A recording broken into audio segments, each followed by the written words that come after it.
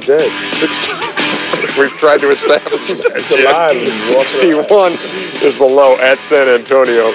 63, 63, 63. There's again the Juwan Howard. Barbershop. What did Cedric What the happened, Entertainer say in that? I get call and let us know. Is that a leopard? Oh, hey, Is that a leopard? Don't go.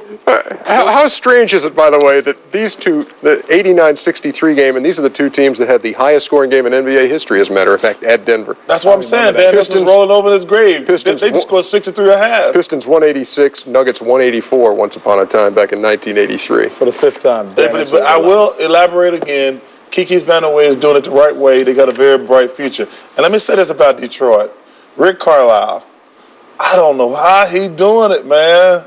He did it last year, getting Coach of the Year. Because when you look at that team on paper, I mean, it's like, how are they winning these games? And they're 5-1. Rick Hamilton. They do a good job of one. They play half-court basketball. The old Detroit Pistons. They run their sets. They get the shot that they want. And defensively, they make you work.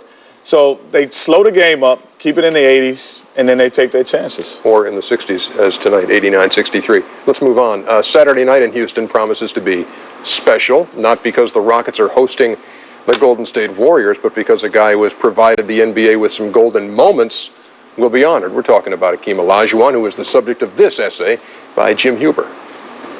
It is rare, if not impossible, for us on this side of the microphone to be allowed the privilege of knowing our stars away from their playing fields. And perhaps that is only just. For the closer we are to them as human beings, the more we might be tempted to treat them as such.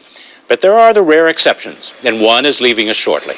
Hakeem Olajuwon will retire in a day or two after 2 decades in our spotlight, the vagaries of age and injury finally taking their toll.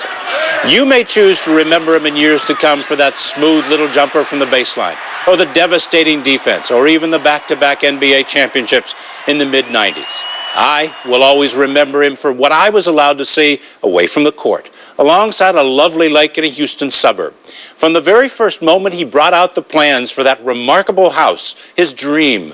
And shouldn't a man we've always known as the Dream have one of his own? The sprawling white home built in the Islamic tradition, open, single-storied, with corners to house both his family and his spiritual life.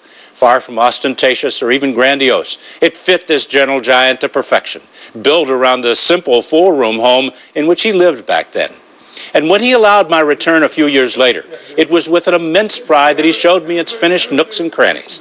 As his daughters roared with laughter in the background, he seemed more than championships, more than MVP trophies, much more than one of the handful of all-time greats. He was a man very much at peace with himself and his maker, bright and articulate, full of great and humble self-respect, ready even then to take his life's work to a much more important level. It is why I wish him a very fond farewell from this public life he's led since coming to America in 1980, not only for what he gave us over those years, the wonderful and lasting memories, but because I was allowed to see where he will be and how he will be when he is gone.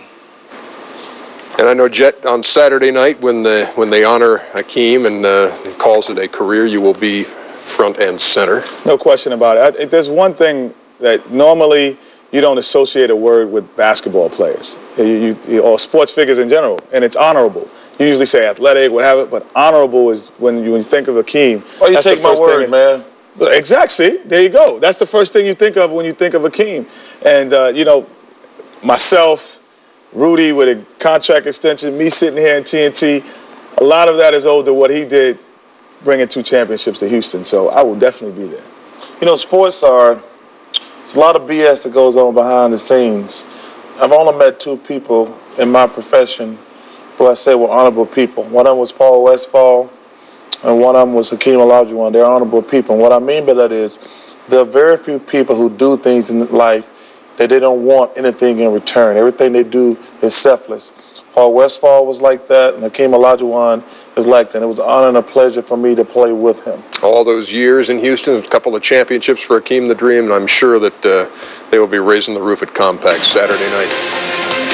And we'll be back to continue Inside the NBA, presented by Hyundai in just a minute.